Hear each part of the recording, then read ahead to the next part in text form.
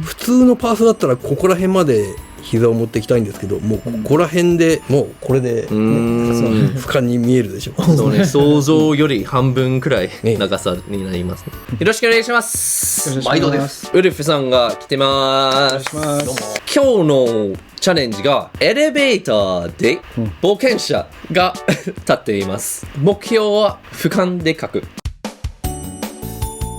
パスは1点ですかね。3点投資法になるかな。じゃあ3点で。基本の知識があっていろいろ勉強したけど、でも実際にやろうとすると想像できなくなるから。エレベーターの中の俯瞰っていうと、やっぱアイレベルが画面の中には入ってこないんで。だからこれは別に使う意味はないですね、多分。よくドキドキの動画でエレベーター的な音楽流してます。今もう流しますか？冒険者だからどんな装備をつけているのか気になります。なんか本とかこういう風にやった方がいいとよく読んでるけど、ベストのやり方かどうかわからない。その辺のちょっとアドバイス。確かに私も本で見たことある。ね、こういう投資本よくありますけど。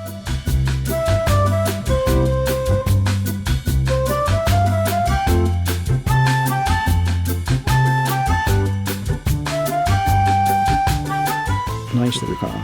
やっぱり携帯いじった方がいいね。携帯さすがにどんなアニメでも携帯入れなきゃいけないですね。冒険者がエレベーター持っている。それに携帯持ってる。どんな冒険になるのでしょう。恐竜？ちょっと RPG 遊んでます。ああ、冒険者なのにもう十分仕事でモンスターとか戦ってるのに、今の時はファンタジーゲームやってる。そうです。ところでエレベーターだと後ろに必ず鏡はついてますよね。いや、全部あれは車椅子用だったりするんですよ。あ、そうなんですか。ああ、じゃあいつ乗り降りするとき後ろに人がいるかどうか確認できるから。そういうことだった。駅のエレベーターは入っていくところと出ていくところが、確かにあれもベビーカーとか車椅子で乗り降りしやすい。なるほど。ということで鏡入れて羽をかけますか。はい。いやしないで。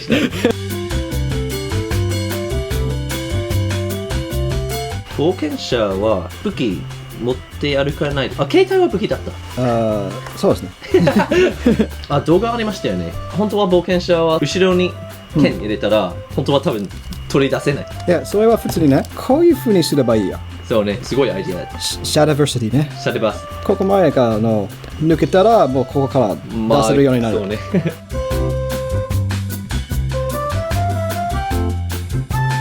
あと25秒。25秒でマントかけないかなと思って。あ、マント ?5、4、3、2、1。一度後はなんない。なった。終わり、はい、じゃあその辺かな。お疲れ様です。お疲れ様です。では、日野井さん、お願いします。アニメーターだと、どういう風に俯瞰を最初から描くのかな。そうだな。じゃあ今はキャラクターの頭、まだパースをどうしようかよ。何も考えてません。じゃあなんとなく消失点はページの下にある。下に。わかりました。井上さんがよく言ってるのが、感覚で描くことが多いですね。写真の通り線を拾って描いても全然不格好になることが多いんですよね。もしかして鏡ですかね。おレベルアップ。すごい。こんなにカジュアルに私そんな挑戦しない。ゲームデザインでよくこういう感じですね。裏と正面が両方描く。ああ、キャラ表。はい。なんかそれを 3D デザイナーに渡すために全体が見えないとダメです。そうね。でも今回は俯瞰でエレベーターの中でさらにチャレンジですね。シュールですね。冒険者がエレベーターの中で携帯持ってる。鏡に映ってる体を描こうとしたら、だいたい壁のあっち側に同じ距離が置いてあるっていう。そうですね。こうパースを引っ張っていけばね、肩の位置なんかで合わせられるじゃないですか。日野井さんはこういうグレーの色の方が描きやすいですか？そうですね、鉛筆に近いからまあ、デジタルで書いたか、それとも本当に鉛筆で書いたか、スキャンしたかとかわからないですよね。私クリップスタジオはそういうところがとても好き、クリップスタジオの鉛筆ツールが一番使いやすいとそう思っています。もしかしたらヘルメットはその兜、これは針金をつけてますね。なんか日野井さんが書いてる時にタイマーがもっとゆっくり進む気がする。そうね。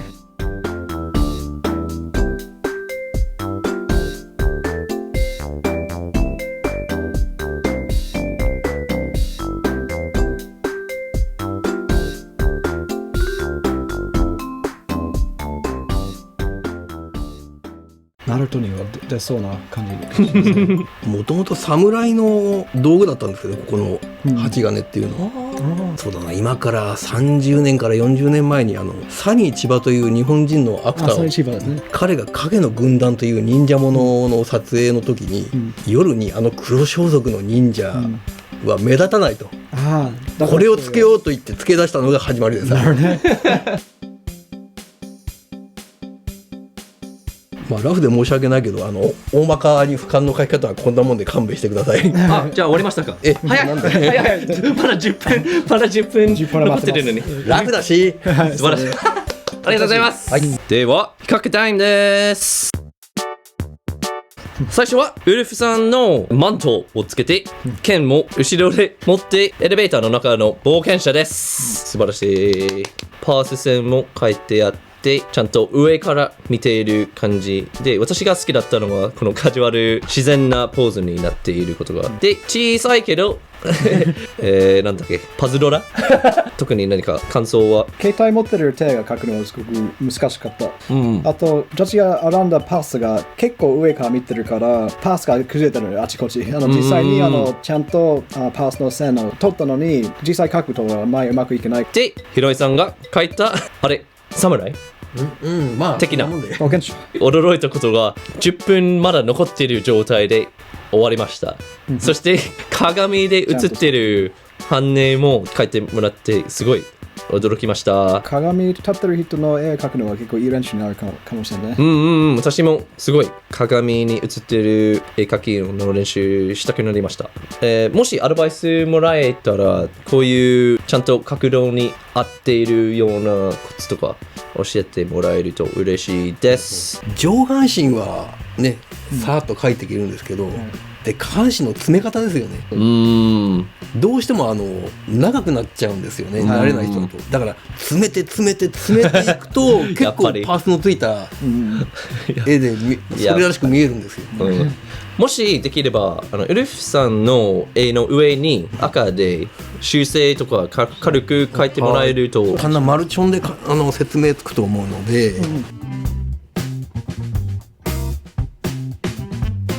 やっぱり俯瞰ならその目の位置がもっと下にきますよね。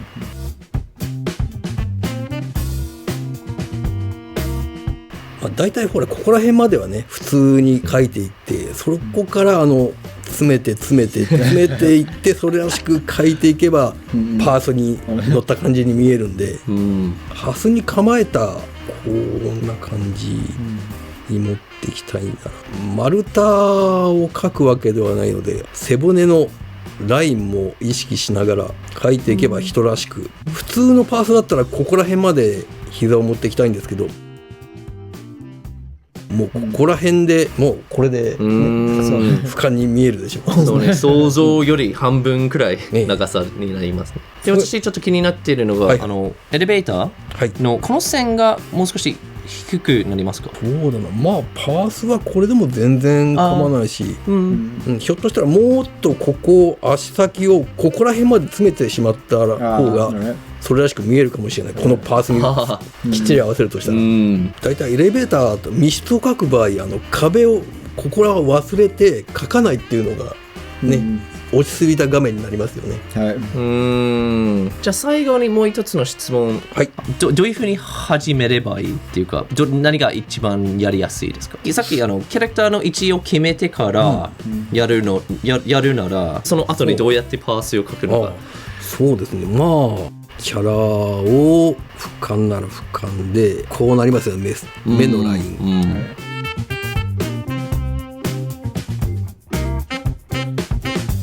まあ俯瞰風のキャラがここにできたとすると、さてこの先どうしよう、このパースをつければもう。